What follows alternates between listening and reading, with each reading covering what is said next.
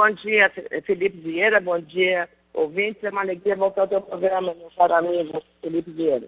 Senadora, a partir de agora, qual é a estratégia para levar aí ao fim o processo de impeachment de Dilma Rousseff? Semana que vem temos a pronúncia em plenário, deve passar normalmente porque é maioria simples. O que vocês estão prevendo para o fim do mês, para a votação? A senhora que, como integrante da comissão, votou favorável ao parecer de Antônio Anastasia na tarde passada. Felipe, não há nenhuma surpresa à vista, porque você já conhece o relatório. A gente já conhece o relatório. Um relatório que eu vou lhe dizer de uma qualidade extraordinária. Eu sinceramente, conheço o senador Anastasia, sei da competência dele, da capacidade dele, professor de direito e também um administrador de reconhecida qualidade. Mas eu não esperava um relatório tão profundo, tão denso, tão qualificado, tão completo, tão bem fundamentado, quanto ele fez em relação ao impeachment, ao acolhimento da denúncia feita pelos advogados Janaína Pascoal, Miguel Reale Júnior e Hélio Bicudo. Posto isso, como você viu ontem, nós votamos este relatório, depois de ter discutido, e foi 14-5. Nós precisaremos agora, na terça-feira, fazer uma avaliação no plenário desse mesmo relatório. E aí, porque o trabalho da comissão especial encerrou ontem com a votação do relatório do senador. Agora vem a segunda etapa, que é a apreciação do relatório pelo plenário, terça-feira, a partir das 9 horas da manhã. Vai ser uma sessão muito prolongada, porque cada senador poderá falar 10 minutos. Então você conta aí 81 senadores, se todos falarem, você já calcula aí um prazo bem grande. Mais ainda, os advogados de defesa e acusação poderão falar 30 minutos, aí 1h30, porque são 2 advogados mais o relator, comigo ao tempo. E não haverá a parte para o orador, porque foi entendido no rito estabelecido pelo ministro Lewandowski que se o orador dos 10 minutos, o senador, desse uma parte, a parte seria descontado dos seus 10 minutos. Então, claro, ontem, na reunião com o ministro Lewandowski, nós decidimos que os senadores não concederiam a parte para não perder o tempo que lhe é devido. Até porque tem alguns apartes, de alguns senadores que são maiores do que o próprio discurso do orador. Perfeito. Então, eu penso que essa sessão vai ser uma sessão bem prolongada, mas a gente está fazendo tudo dentro da lei. Serão ouvidas nesse processo mais testemunhas. O Código de Processo Penal define 5 testemunhas de cada lado, da acusação e da defesa. Ontem, a defesa da presidente Dilma ponderou que queria 8 testemunhas. Mas como nós já ouvimos 40 testemunhas que a defesa apresentou, que outras novidades se poderia dar num processo que já está entrando na fase final? Eu penso que poucas, porque já há o convencimento da prática do delito, da crime de responsabilidade, das pedaladas e de decretos não autorizados pelo Congresso. Então, quanto a isso, não há o que mudar desses fatos. Então, o presidente do Supremo ontem, por concessão pessoal dele, disse, não, então eu vou aumentar para 1, então serão 6 testemunhas. Então, são 12, porque 6 da acusação e 6 da defesa da presidente Dilma. Então, ontem, na reunião com o Lewandowski e os senadores que participaram da comissão mais ativamente, mais o presidente, o relator e o presidente Renan Calheiros, se definiu e se acertou esse rito processual e eu penso que vai transcorrer dentro da normalidade. Evidentemente, sempre com aquelas queixas que a defesa tem, que é própria e é legítima, de reclamar de tudo, né? Então, eu penso que estamos dentro de um julgamento político e não há o que discutir, porque estamos cumprindo, Felipe, e você está acompanhando, você é muito bem informado, nós estamos cumprindo rigorosamente os dispositivos dos regimentos internos do Senado Federal e do Supremo Tribunal Federal, Senadora, e cumprindo rigorosamente os termos da lei que define o impeachment. E mais, se não fosse assim, o Supremo já teria suspenso o processo. Então, portanto, essa narrativa de falar em golpe já caiu por terra. Pois é, mas tem uma situação que as pessoas não entendem. Eu conversava há pouco com o senador Humberto Costa, ele usou o mesmo termo seu, né? E tem vários ouvintes aqui que reclamam dessa questão. As pessoas não entendem que é um julgamento político.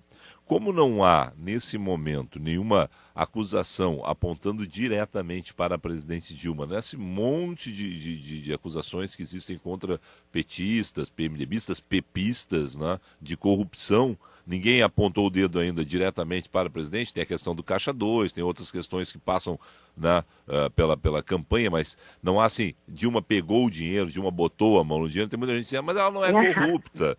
Né? As pessoas não entendem, né, por tudo que eu estou vendo aqui, a história do crime de responsabilidade, que não é tecnicamente um crime com pena criminal. Né? Ele tem uma Não é no Código Penal isso. Exatamente, não. Tem, tem uma discricionariedade do Congresso nessa questão. Né? Crime de responsabilidade é o que o Congresso decide que é crime. Né? Acaba sendo isso. É verdade. Na verdade, veja assim, se você olhar o governante, o que estão passando,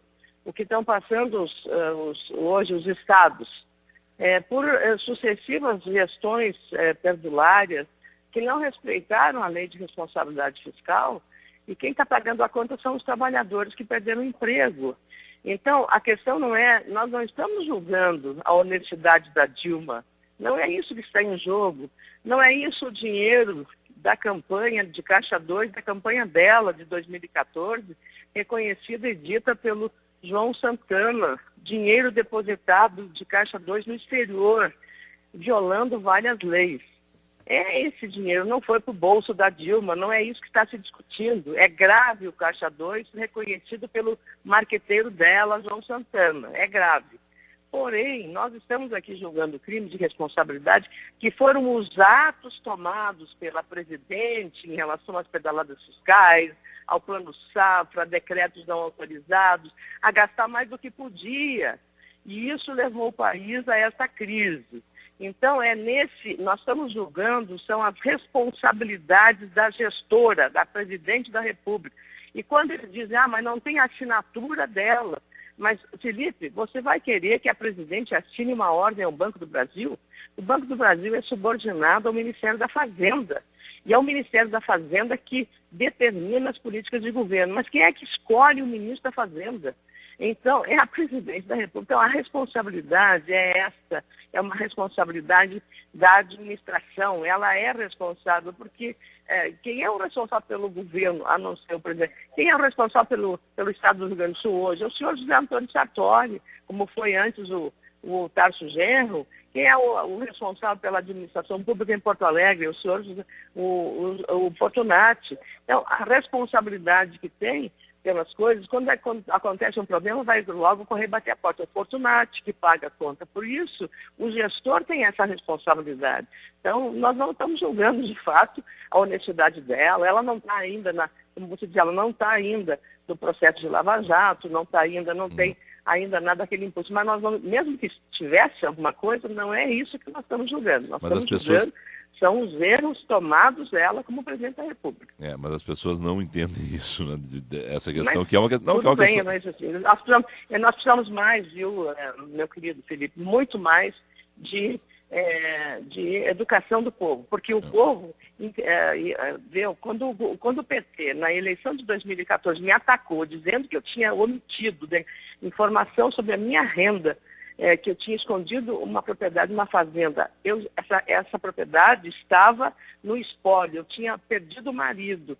E isso era compartilhado no inventário com mais 3 herdeiras, 3 filhas do meu marido. Então, dizer isso e vender isso da forma como o PT fez. Então, hoje, a sociedade gaúcha entendeu que estava certo aquele discurso. Aí no final foi visto, eu fui absolvida totalmente, foi arquivado esse processo, e eu pedi à Polícia Federal, pedi às autoridades uma investigação sobre a quadrilha que foi formada para me atacar covarde e criminosamente. Foi formado sites para me atacar que terminaram. Deu resultado essa investigação?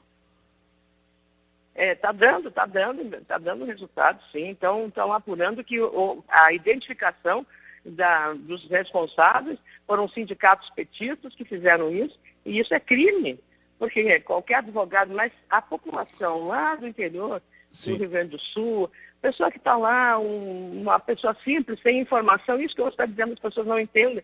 Entendendo, hoje ela escondeu isso, o que ela vai esconder amanhã?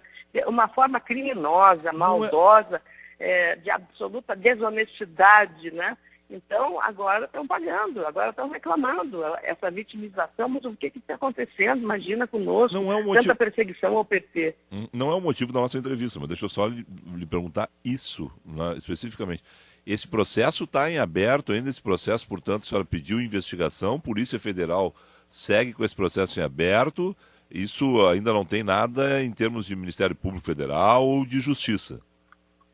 Mas está caminhando, e já falei com a Polícia Federal também, a identificação e o rastreamento do que foi feito.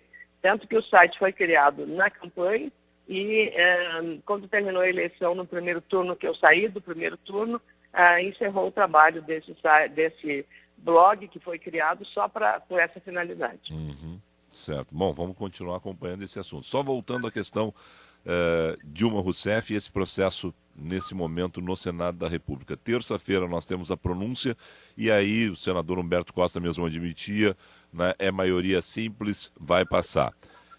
Qual é o cálculo que a senhora e os que devem votar pelo impeachment estão fazendo sobre o fim do mês? Data e placar, o que vocês estão imaginando nesse momento? Olha, Felipe, eu penso que até o final de agosto, até o final de agosto, esse final de agosto pode ser até o último dia do mês de agosto, mas até o final de agosto nós teremos encerrado esse processo, até porque o país não aguenta mais esse negócio, falar em impeachment, as pessoas também saturam, entende? Com a discussão do mesmo tema, e que é um desfecho, porque muitos dos negócios, dos investimentos, na geração de emprego, de renda, está precisando, porque é uma insegurança nesse momento, muita incerteza, né? Mesmo que você saiba que politicamente a decisão será favorável ao impedimento definitivo da presidente, ela própria pediu, eu quero acabar essa agonia, eu penso que é isso que está em jogo. Então, o país já não pode esperar muito mais tempo num processo que já dura 8 meses, desde o início do processo na Câmara dos Deputados. É muito tempo para o país que está sangrando uma crise profunda, com tantos desempregados e com tantos problemas a serem resolvidos. Então, penso que até o final de agosto nós tenhamos. Quanto ao score, nessa primeira votação de segunda-feira, de terça-feira, melhor dizendo, dia 9, aí pode ser 41 votos, maioria simples.